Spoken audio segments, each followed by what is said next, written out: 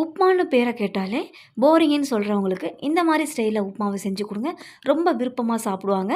Udupi style upma எப்படி செய்கிறதுன்னு பார்க்கலாம். அதுக்கு முன்னாடி என்னுடைய சேனலை ஃபஸ்ட் டைம் பார்க்குற வியூவர்ஸாக இருந்தீங்கன்னா மறக்காமல் என்னுடைய சேனலை சப்ஸ்கிரைப் பண்ணிக்கோங்க. வாங்க இப்போ எப்படி செய்கிறதுன்னு பார்க்கலாம்.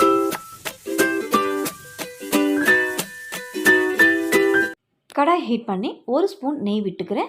நெய் நல்லா உருகட்டும். நல்லா உருகினதும் இதில் கடுகு 1 ஸ்பூன், கடலைப்பருப்பு அரை ஸ்பூன் உளுந்தம்பருப்பு, ஒரு பச்சை மிளகாய், ஒரு 5-6 முந்திரி, ஒரு இனுக்கு கருவேப்பிலை, இதை எண்ணெயில் சேர்த்துட்டு அடுப்பு தீ குறைவான தீயில் வச்சுட்டு நல்லா கலந்து விடுங்க.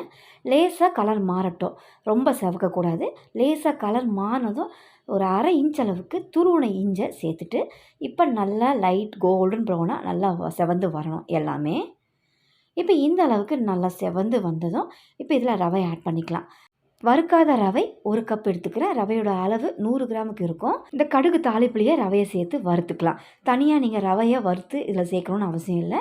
இது கூடவே சேர்த்து நல்லா வாசம் வர்ற வரைக்கும் மிக்ஸ் பண்ணி விட்டுக்கலாம். ரொம்ப கலர் மாறக்கூடாது, லைட்டாக தான் ரவை கலர் மாறணும். இந்த அளவுக்கு மாறினதும் 1 ஸ்பூன் அளவுக்கு துருவன தேங்காயை சேர்த்துட்டு ஒரு 10-15 செகண்டு மட்டும் நல்லா கலந்து விட்டுக்கோங்க. ரவையை வறுத்துட்டு இருக்கும்போதே இன்னொரு அடுப்பில் எந்த கப்பில் ரவை எடுத்தோமோ அதே கப்பில் 2.5 கப்புக்கு தண்ணியை நல்லா கொதிக்க விட்டு எடுத்துருக்கேன். அந்த தண்ணியை இது கூட கொஞ்சம் கொஞ்சமாக சேர்த்து நல்லா கலந்து விட்டுக்கோங்க. குறைவான தீயில் தான் இருக்கணும். இந்த மாதிரி கொஞ்சம் கொஞ்சமாக சேர்த்து நல்லா கலந்து விடுங்க. கட்டிகள் விழாமல் நல்லா மிக்ஸ் ஆகி வரும். ரவையை நல்லா கிண்டிட்டு வேக வைக்கணும்னு அவசியம் இல்லை. நம்ம கொதிக்கிற தண்ணி இதில் சேர்த்துருக்கறனால ரவையும் நல்லா வறுபட்டதுனால நல்லா இதை மிக்ஸ் பண்ணும்போது ரவை நல்லா வெந்து வந்துடும். இப்போ இந்த உப்புமாவுக்கு தேவையான உப்பும் அரை ஸ்பூன் அளவுக்கு சுகர் சேர்த்துட்டு நல்லா கலந்து விடுங்க. குறைவான தீயில் இருக்கணும் கடைசி வரைக்குமே. நல்லா இதை கலந்து விட்டு ஒரு எலுமிச்சம்பழத்தில் ஒரு 1/4 எலுமிச்சம்பழம் சைஸுக்கு நான் எலுமிச்சை சாறை பிழிஞ்சு விட்டுக்கிறேன்.